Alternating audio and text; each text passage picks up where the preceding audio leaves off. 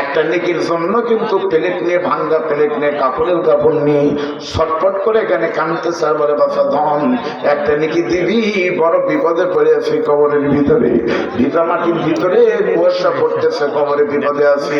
আমি আপনাদের কাছে একটু দেখতে চাই, আপনারা যারা এখানে বসে আছেন, আপনাদের ভিতরে কার কার দুঃখিনী মা নাই? আমাকে না, আমার মালিককে দেখান। আল্লাহ চাইলে আপনার চোখের দিকে তাকে মাফ করে দিতে পারে। কার কার মা মারা গেছে একটু হাত তুলেন না বাবা। কার কার মাকে এটাই মনে করেন আপনার মা? হাতের দিকে তাকান। এই মাকে আপনার কাফনের কাপড় দিয়ে কে কে কবরে ঢুকাই দিয়েছেন? কে কে মা হারা সন্তান আছেন? একটা হাত তোলেন। দেখেন আপনারা কত মানুষের মা নাই। এবার হাত নামা। এবার একটু দেখান তো কার কার পিতা নাই? ওই কাতার আমি আছি বাবা, আমারও পিতা নাই। বারে সত্যি বাবা যে কি এটা মারা না গেলে বোঝা যায় না। বাবা মা যাদের কবরে গেছে। আজকের এই মাহফিলটা আপনারা জানেন যুব কাফেলার উদ্যোগে। আমি আলহামদুলিল্লাহ একেবারে প্রত্যন্ত অঞ্চল হলো বগুড়া থেকে আপনাদের এই গ্রামে, প্রত্যন্ত না বাবা, একেবারে প্রত্যন্ত। কিন্তু মাহফিল যখন হয় বিশাল বিশাল। গত বড় আজমা আমাকে বলেছিল মাসুদ সাইদ এখানে আসছিল না, শামীম সাইদি ভাই, তার মানে বাংলাদেশের বড় বড় বক্তা এখানে আসে। আলহামদুলিল্লাহ বলেন। এই যুবকেরা আপনাদের এলাকার কৃতি সন্তানেরা মাহফিল আয়োজন করে। মা আসেন,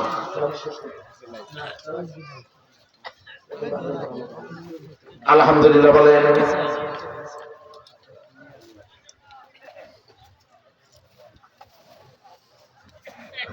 লিল্লাহি তাকবীর। কি খবর তা তো বুঝতে পারছেন। তার মানে হুজুর রেডি হচ্ছে আর আমাদের এলাকার ভাষা মশান লিখছে, তার মানে আসার প্রস্তুতি চলতেছে। এখনো যে ভাড়া দাঁড়ায় আছে এই ভাইদের হয়তো কানে কেউ বলছে বা তাদের বিশ্বাস না, তাদের দোষ নাই। তারা ভাবতেছে অনেক লোক এখানে ভরে যাবে, বাইরে থেকে লোকজন অনেকে ভাবতেছে এত ঠান্ডায় বক্তা আসে কিনা, আসে কিনা, বক্তা আসে কিনা। মানে এই লোকগুলোর সন্দেহ, মূল্যও সন্দেহ দিয়ে দেবে। আপনি একটা হিন্দু জিজ্ঞেস করবেন ভাই আপনি মারা গেলে দাদা কোথায় যাবেন? হিন্দু লাভ দুটো বলবে কেন স্বর্গে যাবো। আর মুসলমানে বলবেন আপনি মারা গেলে কোথায় যাবেন? মুসলমান বলবে কোথায় যাবো বাবা? ওই যে 500 বাড়ির পিছনে ওই 500 কবরে যাবো। তার মানে মুসলমানের বিশ্বাস হয় না ওর টেনশন জান্নাত পাই কিনা পাই, পাই কিনা পাই। এখনো চিন্তা বক্তা আসে কি নাই, আসে কি নাই। তার মানে একটা কোম্পানির সন্দেহ। খারাপ এটা কেন না? আপনাদের প্রিয় সন্তান ইউনিয়নের কিছু সন্তান আজমি তারেক মোনার চাচার সাথে ছিল, চলে এসেছে, এখনই আসবে। কিন্তু এসে কি মনে হবে কন্ত? কি দেখেন কি পরি আছে মাঠ। চলে আসেন, আল্লাহ কবুল করেন। লিল্লাহি তাকবীর। খুব খেয়াল করে শুনবেন। আমি অত্যন্ত তাত্ত্বিক আলোচনা করতেছিলাম সূরা মুমিনের 13, 12, 13, 14 নম্বর। এবার আল্লাহ পাক বলে বান্দা তোমাকে কিভাবে বানিয়েছে তুমি দেখো, একটু ভালো করে বুঝো, খেয়াল করেন আমার চোখের দিকে। বড় কিন্তু একটা কথা বলেছে, মনে হয়তো খারাপ করেছেন। কোন পীরের দোয়া কবুল নাও হতে পারে, মায়ের দোয়া কিন্তু কবুল হবে। কথাটা কি ছোট না বড় বলেন? সত্যি কিন্তু বড়। তার প্রমাণ কি? আমি কিন্তু কোন পীর সাহেব আল্লাহর ওলিদেরকে ছোট বা খাটো কিন্তু কোনোদিন করিনি। আমি আপনাদের দোয়া, আমার 6 মাস হলো পিএইচডি, আমার ডিগ্রি হয়েছে, অ্যাওয়ার্ড হয়েছে, ডক্টরেট ডিগ্রি। আমার পিএইচডির শিরোনাম ছিল মাদ্রাসা শিক্ষার বিকাশ ও ইসলাম প্রচারে গুণীজন ও আলেমগণের অবদান। কলম পরিপ্রেক্ষিত বগুড়া জেলা 1901 থেকে 2024 পর্যন্ত আমি 500 পৃষ্ঠার থিতে জমা দিয়েছি বগুড়া জেলার আলেমদের উপরে। সুতরাং কোন পীরের কি অবস্থা আমি কিন্তু জানি। বাংলাদেশে ইসলাম এসেছে কিন্তু আলেমদের মাধ্যমে, পীর ওলিদের মাধ্যমে। রংপুরে শুয়েছে কারামত আলী জনপুর রহমতুল্লাহ আলাইহি, আপনাদের মহাস্থান শিবগঞ্জে শুয়েছে মাইসর বলকি রহমতুল্লাহ আলাইহি। সারা বাংলাদেশে আল্লাহর ওলিরা শুয়েছে, তাদের কিন্তু কোনো সমস্যা নেই, দোষ নাই। সমস্যা হলো ওই পিসাবের মাজারে গিয়ে তারা শ্রদ্ধা দেয়। পিসাবের এখন কি করার কথা বলেন? সত্যি পীরের দোয়া কবুল নাও হতে পারে, মায়ের দোয়া কবুল হবে। নবী বলেন হুমা জান্নাতুকা ওয়া নারুকা, তোমার মা তোমার জান্নাত, তোমার বাবা কিন্তু তোমার জন্য জান্নাত, তোমাদের জন্য জাহান্নাম। বুঝানোর জন্য বলতেছে, আপনারা একটু ভালো করে বুঝবেন, নজর দেন। আপনাদের ভিতরে যারা মক্কা মদিনায় গেছেন, হজে গেছেন, অনেকে আছে না? আচ্ছা বলেন তো, হজে যারা গেছেন, হজে গেলে পারে বলেন তো ভাই বাংলাদেশের চাইতে মক্কায় গেলে অনুমতি কি বেশি নেন? এইবার বলেন তো আপনাদের শিবগঞ্জ মডেল মসজিদে নামাজ পড়লে নাকি কম? আর বগুড়া সেন্ট্রাল মসজিদে নামাজ পড়লে নেকি বেশি এমন কোন দলিল কিন্তু হাদিসে নাই। কিন্তু নবী বলেছেন আল হাজ্জুল মাবরুর লাইসা লাহুল জাযা ইল্লাল জান্নাহ, কবুল হজের প্রতিদান শুধু আল্লাহর জান্নাত। সত্যি বলতেছে, মক্কায় আপনি একবার যদি প্রথম যান, আমার প্রথমের অনুভূতি বলতেছি, পরের বার গেলে ওই অনুভূতি কিন্তু একটু কমে যায়। প্রথমবারের অনুভূতি আপনি যখন খানায় কাবার সামনে দেখবেন, দেখার সঙ্গে সঙ্গে আপনার কলিজা সহ কিন্তু আনন্দে নেচে উঠবে। ওই খানায় কাবায় যারা নামাজ পড়ে, আল্লাহর নবী বলেছে কিয়ামত পর্যন্ত মক্কা শরীফে তারা একটা রাকাত নামাজ পড়বে। খানায় কাবাকে সামনে নিয়ে একটা রাকাত নামাজ পড়ার কারণে আল্লাহ তাআলা তার নামায় আমলে এক রাকাতে লক্ষ রাকাত নামাজের নেকি দিবে। এবার বলেন তো, মদিনায় গেলে নেকি কম না বেশি? আচ্ছা, মদিনায় না গেলে কি হবে আপনি বলেন? আপনাদের দোয়া আমি 2026 সালে হজের রেজিস্ট্রেশন করে টাকা জমা দিয়েছি। আপনাদের সন্তান আজমের সাথেই যাবে ইনশাল্লাহ। আচ্ছা, আমাকে যদি বলে যে 6 লাখ টাকার দরকার নাই, 3 লাখ হলেই হবে, কিন্তু শর্ত হলো শুধু মক্কায় থেকে ফিরে আসা লাগবে। কারণ মক্কায় না গেলে কিন্তু হজ হয়, জানেন না? মক্কায় না গেলে কিন্তু হজও হবে, উমরা হবে, কিন্তু মদিনায় না গেলে হজ হবে ঠিক, কিন্তু আপনার কি শান্তি হবে? কোনোদিন না। আমার তো বিশ্বাস করেন, হাজিকে যদি জিজ্ঞেস করা হয় আপনি মক্কা মদিনায় কেন যাবেন, প্রত্যেকটা হাজি কিন্তু বলবে ভাই জীবনের একমাত্র ইচ্ছা শুধু দরুদ শরীফ বাংলা থেকে পড়ি, সেই ছোট থেকে টাকা গোছাচ্ছি, জীবনে একটা বার হলে মদিনায় গিয়ে নবীকে সালাম দিতে চাই।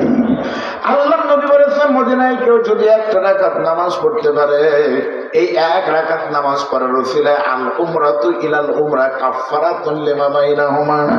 নবী বলেছেন মান জারা কাবরি ওয়াজাবাত লাহু শাফাআতি ইয়াউমাল কিয়ামা। কেউ যদি আমি নবীর রওজার পাশে গিয়ে শুধু একটা রাকাত নামাজ পড়তে পারে, ওই মসজিদে কালো বেলাল মুয়াজ্জিন হওয়ার কারণে, আবু বকর ওমর ওসমান আলী মুক্তাদি হওয়ার কারণে, আমি তোমাদের বিশ্বনবী ইমাম হওয়ার কারণে মসজিদের দাম এত বেড়ে গেছে, আমার কোনো পাগল উম্মত যদি এখানে এসে এক রাকাত নামাজ পড়তে পারে, কোন হাদিসে আছে এক রাকাত 1000 রাকাত, কোন হাদিসে আছে মদিনার মসজিদে নামাজ পড়লে পারে 50,000 রাকাত নামাজের নেকি হয়। এদের শান্তির জায়গা। সত্যি গল্প বলতেছি না, কলিজার কথা বলতেছি। মক্কার মসজিদে নামাজ পড়লে মদিনায় যাবেন, খানায় কাবা যখন নামাজ পড়বেন, খানায় কাবার সামনে কালা কাবা ঘরকে সামনে নিয়ে আপনি যখন নামাজের নিয়ত করবেন, আপনার কাছে যেন মনে হবে যখন কাবার ইমাম কোরআন তেলাওয়াত শুরু করবে, আপনার কাছে যেন মনে হবে কাবার ইমাম মুখ দিয়ে কোরআন তেলাওয়াত করতেছে না, বরং আল্লাহর কোরআন যেন ঝরঝর করে পড়তেছে। সত্যি বলতেছে, আপনি এখনই সার্চ দেন, আপনি এখন ইন্টারনেটে খালি লেখেন কাবার ইমাম কয়জন এবং কারা কারা, দেখবেন কাবার শরীফের 14 থেকে 15 জন ইমাম আপনার সামনে আসবে। খেয়াল করে শোনেন, এই 14-15 জন ইমামের ভিতরে কিন্তু সবার চেহারা সুন্দর, সবার কণ্ঠই কিন্তু সব থেকে মধুর, কিন্তু এই 15-16 জনের ভিতরে সব থেকে মিষ্টি কণ্ঠ কিন্তু 2 জন ইমামের। একজন ইমামের নাম হলো ডক্টর আল্লামা আব্দুর রহমান সুদাইসি, আর একজন ইমামের নাম হলো শায়েখ আহমদ কালবানি। আপনারা কি শুনতেছেন? একজনের নাম হলো সুদাইসি, আপনারা সুদাইসির নাম শুনেননি? আরেকজনের নাম হলো ডক্টর শায়েখ আহমদ কালবানি। মনে রাখার জন্য বলতেছি, ওনার মতো কালো কোন মানুষ এখানে নাই, এতই কালো। উনি হলেন কৃষ্ণাঙ্গ মায়ের সন্তান, নাইজেরিয়া বাড়ি, নাম হলো কালবানি। এখন থেকে মাত্র 10 বছর আগে 2014 সালে লন্ডনে গিয়েছিল কাবার কালো ইমাম কালবানি। উদ্দেশ্য হলো লন্ডনে একটা মসজিদ উদ্বোধন করার জন্য তাকে দাওয়াত করেছে। কাবার ইমাম কালবানি জুমার নামাজের জন্য বক্তব্য দেওয়ার পরে যখনই 2 রাকাত নামাজ এভাবে করে ধরে যখন তেলাওয়াত শুরু করেছে, কালবানির কণ্ঠের কোরআন তেলাওয়াত শুনে সেই দিন সবাই শুধু চোখের পানি ফেলায় কেঁদেছে। এতই মিষ্টি কণ্ঠ, এতই সুন্দর কণ্ঠ। নামাজ পড়ানো যখন শেষ হলো, কালো মায়ের সন্তান কালবানি আস্তে করে গাড়িতে উঠে যাবে, এমন সময় সাংবাদিকরা বলতেছে, বন্ধু বন্ধু একটু দাঁড়ান, কাবার ইমাম কথা বলতে চাই। আমরা হলাম সাংবাদিক, কেউ বলতেছে আমি হলাম রয়টার্সের সাংবাদিক, কেউ বলতেছে উনি হলেন আল জাজিরার সাংবাদিক, কেউ বলতেছে আমি বিবিসির সাংবাদিক। আমরা একটু জানতে চাই কাবার ইমাম কালবানী আপনি 1 রাকাত নামাজ যে মসজিদে পড়ান 1 লক্ষ রাকাত নামাজের নেকি হয়। আমরা একটু জানতে চাই কি এমন যোগ্যতার কারণে আপনি কাবা শরীফের ইমাম হলেন, এত বড় মর্যাদা।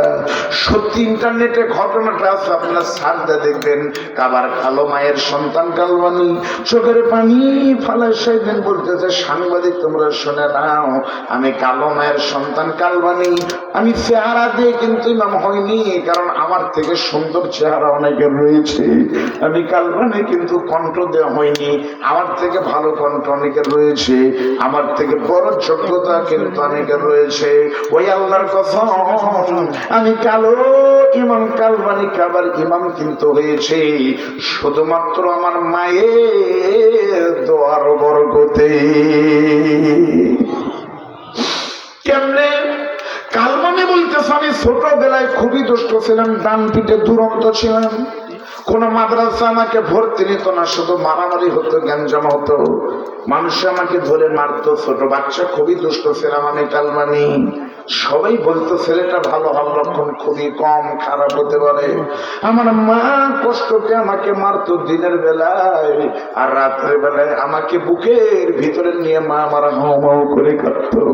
আমি কালবানীকে নিয়ে আমার বয়স যখন 6 বছর, আমার মা আর আমার বাবা গিয়েছিল মক্কায় কাবা জিয়ারত করতে, হজে গিয়েছিল। হজে গিয়ে আমার মা আর বাবা 5 ওয়াক্ত নামাজ তো পড়ে দোয়া করেছে, কিন্তু অতিরিক্ত তাহাজ্জুদের সময় বাংলাদেশের মসজিদে কিন্তু আযান হয় 5 বার, নামাজ কিন্তু হয় 5 ওয়াক্ত, আর মক্কা মদিনায় কিন্তু আযান হয় দিন রাতে 6 বার, নামাজও কিন্তু জামাতে হয় তাহাজ্জুদ সহ 6 ওয়াক্ত। কালবানী বলেন আমার মা আর আমার পিতা তাহাজ্জুদের সময় আমাকে কাঁধে নিয়ে পুরো খানায় কাবার চত্বর দোয়া করতো আর ঘুরতো, শুধু দোয়া করতো।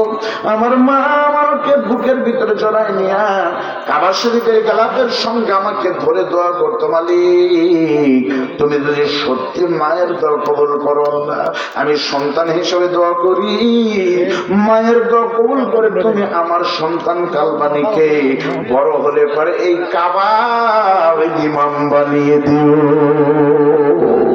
লিল্লাহি তাকবীর। সত্য ভাই, আপনার মা যে দোয়া করবে সেই দোয়াই আল্লাহ আপনার কবুল করবে, কোনো সন্দেহ? এবার বলেন আল্লাহ পাক বলতেছে বান্দা তুমি তো নাফরমানি আমার সাথে করো, তুমি কি জানো সুম্মা খালাকনান নুতফাতা আলাকাতান, মায়ের পেটের ভিতরে ঢুকলে 1 ফোঁটা নাপাক বীর্য শুক্রাণু।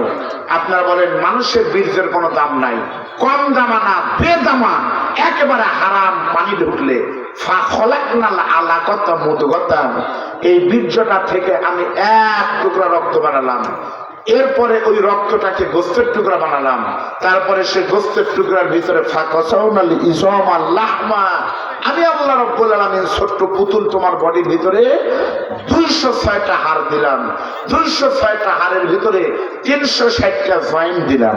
আচ্ছা বলেন তো আমাদের শুধু হাড় দিল, জয়েন্ট দেয়নি, তাহলে বিপদ হতো না? বলেন বিপদ হতো না?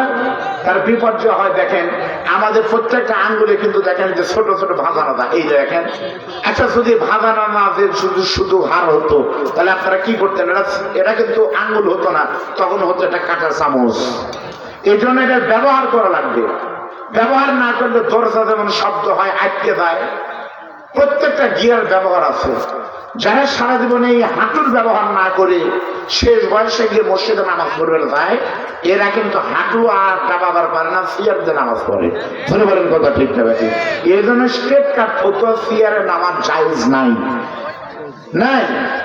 এইবার বলেন এই যে 360টা হাড় দিলেন, জয়েন্ট দিলেন, আল্লাহর নবী মসজিদে নবীতে বলতেছে, একদিন হাদিস বুখারীর বর্ণনা, নবী বলতেছে সাহাবারা এই যে আল্লাহ তোমাদেরকে 206টা হাড় 360টা গিরা দিলেন, এই প্রত্যেকটা জয়েন্টের বিনিময়ে, জরার বিনিময়ে প্রত্যেকদিন একটা করে সদকা করা লাগবে।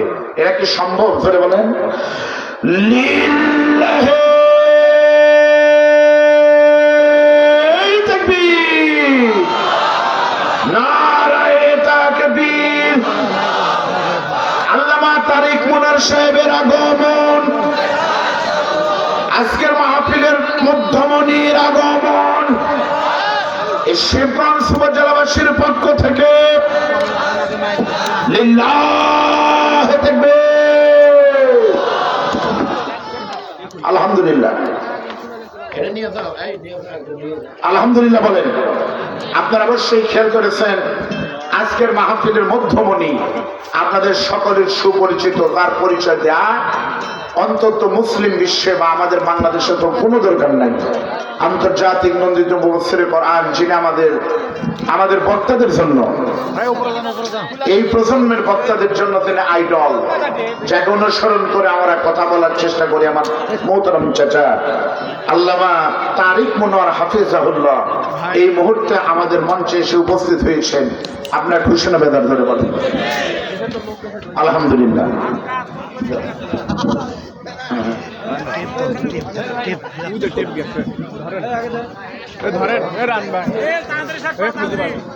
ধরেন